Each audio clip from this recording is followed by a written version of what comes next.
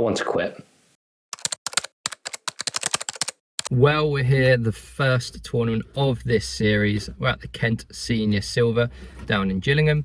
As always, that little bit of pre-tournament nerves kicking in. Like I said in the previous episode, training hasn't gone great.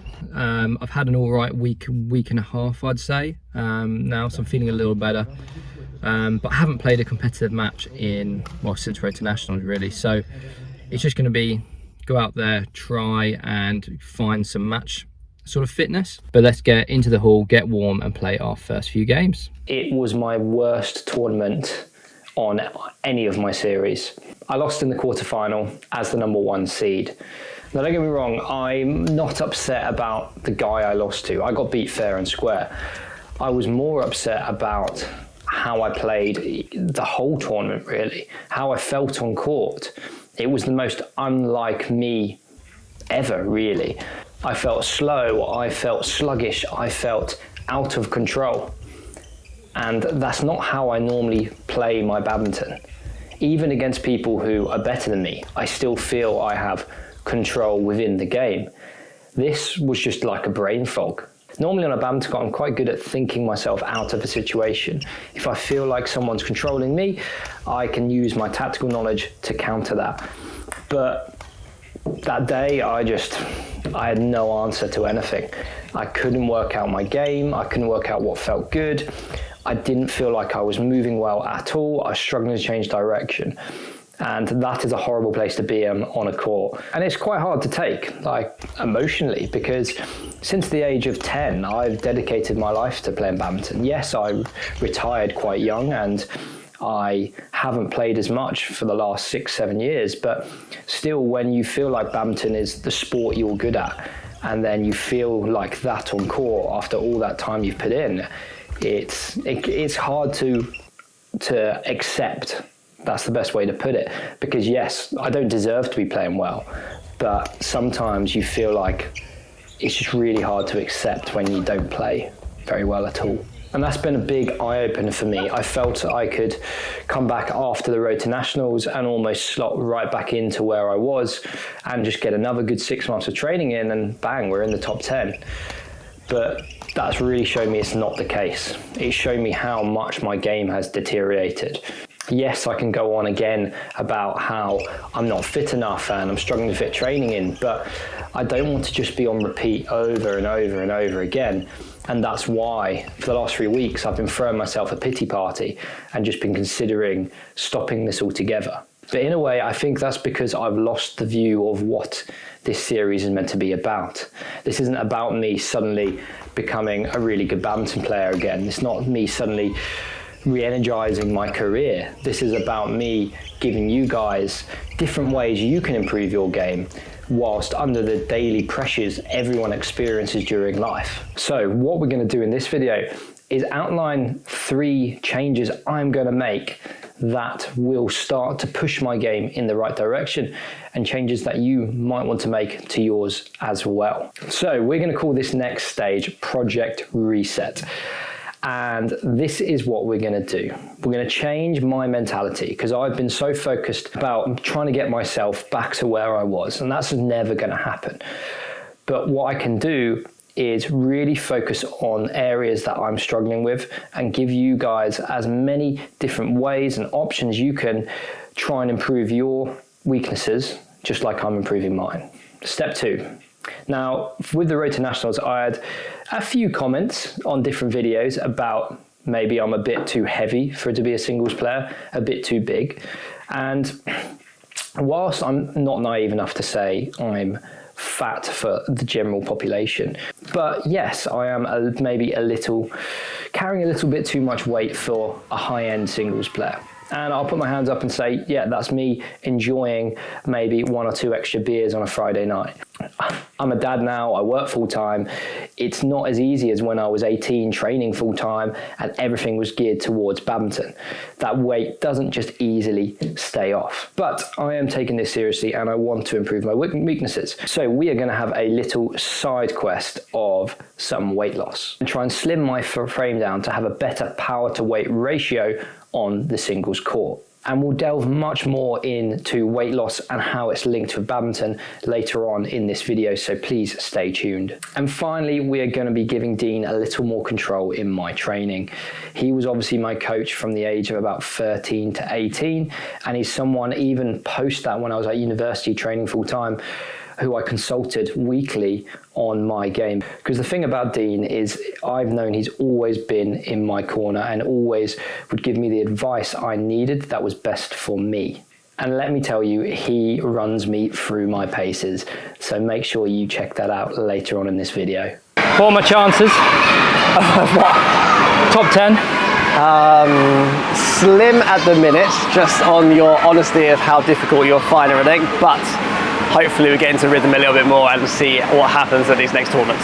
That being said, let's get started with Project Reset, and we're starting getting me back in shape. Let's go. Right, day one of Operation Reset. Just about going for a quick run, get my legs ticking over. I've always been a little against running for badminton, but mainly if you're just playing a lot, because there's a lot of impact on the legs. I'm not playing a lot, so running is going to be really good just to build my foundational fitness up again. That evidently is atrocious. So let's get it done. Right, back from the run, and whilst I make myself a protein shake, let's talk weight loss. Quick little protein shakes. I go half and half, milk and water. Just keeps the calories down a little bit. Okay, if you go full milk, obviously increasing calories. Now protein powder isn't like God's gift. It's a lot of people sell it as that. All it does is increase your protein intake. And it's a good way to do it, get an instant protein hit, but it's nothing special, okay? So if you feel like you need a bit more protein in your diet, this is a nice way just to get that little kick. Always make sure you get a really good protein brand, like Bulk. I use Bulk, because some of the protein powders can get massively added in sugar. Creatine, I add a bit of creatine in. Creatine's really good as well. This is the one that I'd recommend getting into your system. I'm not going to talk through all the details about creatine. I'm going to whack a link in the description. There's really good benefits from it. It had a bad rep about 20 years ago, but it's really, really good. So I tend to have these after training, after exercise, just purely for recovery. Okay, helps you recover, helps you build muscle. That's what we want with protein. When it comes to weight loss is obviously a bit of a sticky subject for a lot of people. I've had issues with it in the past, like coming to terms with stuff. I've been many different weights. When I was 18, I was 70 kg. I got measured in a lab as 8% body fat, but I was training 4 hours a day back then. My whole life was built around badminton. Moved 8 years ahead when I'm 26, and I'd just done a work from home job for a year, eaten a lot, drunk a lot. Like, I moved up to 83 kilograms, and I was probably about 25-30% body fat. And that was when you saw me right at the start of the badminton zone, and you can tell there's a massive difference. Now I'm 78 kilos, probably around 15 to 20% body fat. Happier than I was, but I'm a good weight for just a general human. I'm healthy, but when it comes to badminton, weight is important, and I'd be doing you a disservice if I said it wasn't, because power to weight ratio is so important for our sport. If you think of a badminton player, what do they need? They need strong legs. That adds weight. Muscles are heavy at the end of the day, but we need those strong legs. Upper body wise, we don't need as much muscle. The overhead swing's a lot about being flexible, being mobile, not necessarily about being really, really strong. So upper body weight is almost wasted weight. And that's why the power to weight ratio is important, because we need to be able to create that power, but under as little weight as possible. So how do you lose weight whilst training for badminton? Well, understanding how we lose weight in general is important first. In the simplest form, and you will see it's chaotic out there in the industry of weight loss, but in the most researched, easiest form for weight loss is calories in versus calories out. If I eat less calories than I'm expending, I will lose weight. But you're probably thinking, how do I know how many calories I'm expending each day? Well, there's some simple formulas we can do, and I can help you with that right now. Firstly, we need to understand how many calories we burn if we just lived our normal life. Now that's called our BMR, our Basal's metabolic rate. If you just sat down for the whole day, how many calories does your body burn just living? And you can find calculators for this online. I'll whack it down in the description so you can find out your own. I'll give you an estimate. Mine's around 1700. So if I just sat down all day, I'd burn 1700 calories. We then need to understand, okay, during our daily lives, how many calories do we burn doing our extra stuff? Is it sport? Do you do a manual labor job? Do you just sit down for your job? Any of those? And what we do with that is we times our BMR by a set number. And it gives you an estimate. You're not going to know exactly precisely how many you burn, but you might times it by 1.2, 1.4, 1.6. Okay, an example with mine, with all the walking I do, coaching, exercise I do, it's going to be around 3,000 calories. So we now hopefully know how many calories we're expending. Now we just have to understand how much we're eating. Now for this, you can be super strict and just track every single thing you eat. And that's really difficult. You don't have time to do that in your life. What I've done in the past that I find really useful is I'll track for a day or two. That'll give me an understanding of what, say, 2,500 calories feels like. And then you can build your nutrition around that. For example, for me, during the week, I eat very similar. I'll have the same lunch, often the same dinner, because I just know how much I'm eating then. And then I know I can stay consistent without having to track every single thing. How many calories should we be below?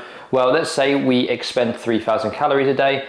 You need to be sitting at anywhere between 2,500 and 2,800. Okay, so 200 below to 500 below is a good amount. This is where it becomes tricky with badminton and training so much.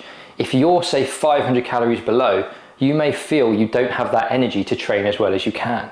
And that's why it is tricky doing so much sport and trying to lose weight at the same time. So what I'd recommend for you guys is, if you're wanting to lose a bit of weight, find out how many calories you're expending. Then go 200 calories below. Start with that, see how that feels. Can you still train as best as you can? If you do feel that you can and you're losing a little bit of weight, maybe up it by 100 more calories and work your way down. But at the end of the day, you just need to eat a well-balanced diet, stay nice and healthy, eat stuff that's going to fuel you well for your training sessions, and you'll find you may not even need to think about it and you can lose a bit of weight. Let's set myself a target. I'm currently 78 kg. I don't really like setting weight targets because muscle weighs more than fat, but we are going to for this because I need to lose this lovely little belly down here. So I'm going to aim to get down to 75 kg. But if you have any more questions on weight loss linked with badminton, please whack them down in the comments. Right, into session one of not many. Let's go. Over. Good shot.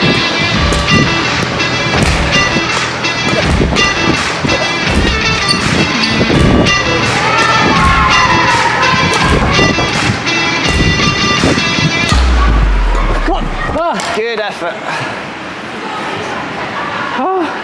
Like that last one, because it's not, sometimes you're not necessarily going to get it, but just maximising your full reach, having a big push, and bit by bit, hopefully a couple of weeks time, you will actually then pick that one up rather than just letting it drop. So out of the comfort zone. Exactly. There's no point in me feeding this where you get like one nice rally going. Yeah. Because in a game, no one's going to give you a nice rally. They're going to try and hit winners. So the exercise we're going to finish with now, for me, is an incredibly hard exercise. Dean is now sitting back. He's defending like a normal player, but in half a court. So I can attack in half a court. This is really good for that resilience because I'm awful. If I hit one attack, it comes back, I go again. Two attacks, it comes back. I start getting edgy and I try and play too tight. This, he should get everything back. So now it's just pure resilience for as long as I can, keeping on attacking. It's a great one for you to add into your routines.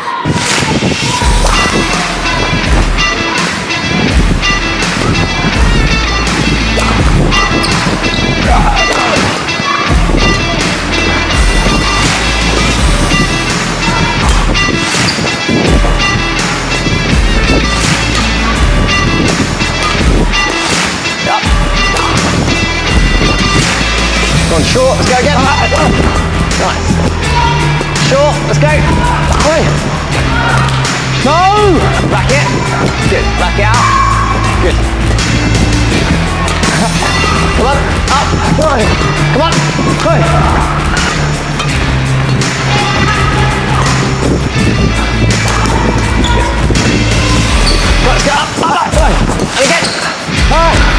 Again.